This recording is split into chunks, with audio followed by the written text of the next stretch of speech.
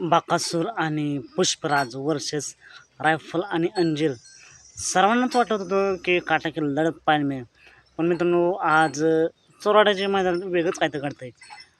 मित्रांनो गट सुटला आणि या गटामध्ये नक्कीच वाटलं होतं काटाकी लढत पाहायला मिळेल, पण वेगळंच काहीतरी घडलं. एकीकडे होता पुष्पराज आणि बकासूर, एकीकडे होता रायफल आणि अंजीर. मित्रांनो या गट क्रमांक 11चा निकाल आहे. निकाल आणि निकाल गट क्रमांक 11चा निकाल आहे. रायफल आणि अंजीर ही गाडी सेमीसाठी पात्र झाली.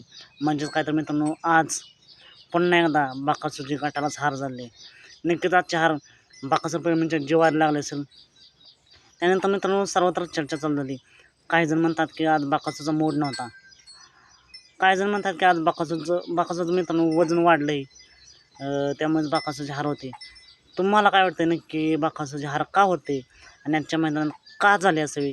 कमेंट करून नक्की सांगा. खरंच बकासूरचा मूड नव्हता का?